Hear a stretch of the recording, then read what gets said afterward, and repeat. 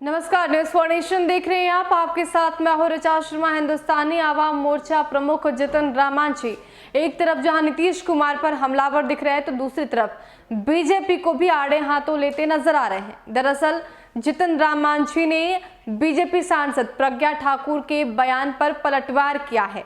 दरअसल प्रज्ञा ठाकुर ने कहा था कि अगर क्षत्रियों को क्षत्रिय बोलने में, वैश्य को वैश्य बोलने में और ब्राह्मण को ब्राह्मण बोलने में कोई परेशानी नहीं है तो शूद्र को शूद्र बोलने में क्या परेशानी है।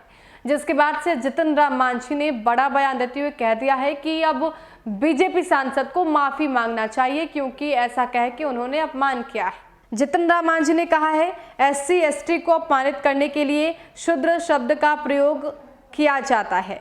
ST ST को शूद्र कहने वाली बीजेपी सांसद देश के दलितों से माफी मांगे।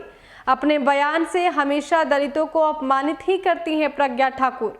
आपको बता दें कि भोपाल से बीजेपी सांसद प्रज्ञा सिंह ठाकुर अपने बयान की वजह से एक बार फिर से चर्चा में आ गई। मध्य प्रदेश की सीहोर में एक क्षत्रिय सम्मेलन में संबोधित करते हुए उन्होंने शूद्र समाज के लोगों के लिए विवादित बात कह दी। उन्होंने कहा कि धर्मास्त्र का हवाला देते हुए जब हम किसी क्षत्रिय को क्षत्रिय कहते हैं तो उन्हें बुरा नहीं लगता, यदि हम किसी ब्राह्मण को ब्राह्मण कहते हैं तो उन्हें बुरा नहीं लगता, यदि हम किसी वैश्य को वैश्य कहते हैं तब भी उन्हें बुरा नहीं लगता, लेकिन यदि हम किसी शूद्र को शूद्र कहते हैं तो उसे बुरा मान जाते हैं। कारण क्या है? क्योंकि वे बात को समझते नहीं हैं। प्रज्ञा ठाकुर ने बीजेपी अध्यक्ष JP नड्डा के काफिले पर पश्चिम बंगाल में हुए हमले को लेकर वहां के मुख्यमंत्री ममता बनर्जी पर भी तंज कसते हुए कहा कि वो पागल हो गई हैं। प्रज्ञा ठाकुर ने कहा कि वो पागल हो गई हैं, तिलमिला गई हैं। उनको समझ लेना चाहिए कि जहां वो शासन कर रही हैं वो भारत है, पाकिस्तान नहीं।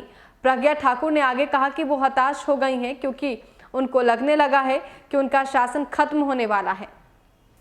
प्रज्ञा ने आगे कहा है कि अगले विधानसभा चुनाव के बाद पश्चिम बंगाल में बीजेपी का शासन आएगा और वहां हिंदू का राज होगा। तो जितन राम मांझी ने जिस तरीके से प्रज्ञा ठाकुर पर हमला किया, ऐसे में ये स्पष्ट होता दिख रहा है कि एक तरफ जहां नीतीश कुमार पर हमलावर नजर आ रहे तो अब बीजेपी पर भी तंज कसने से वो बाज नहीं आ रहे हैं। एक तरफ जहां चुनाव में जितन राम मांझी की एंट्री NDA में एक बार फिर से हुई, उसके बाद उन्होंने चुनाव भी लड़ा, 7 सीटें भी उन्हें मिली जिसमें से 4 सीटें उन्होंने जीता भी। लेकिन इन सब के बावजूद अब जितन राम मांझी एक बार फिर से नीतीश कुमार के साथ बीजेपी पर भी हमलावर नजर आ रहे हैं और प्रज्ञा ठाकुर पर बड़ा बयान देते हुए उन्होंने कह दिया है कि उन्हें तो माफी मांगनी चाहिए। फिलहाल के लिए इतना ही। बने रहे हमारे साथ और देखते रहे न्यूज फॉर नेशन। नमस्कार।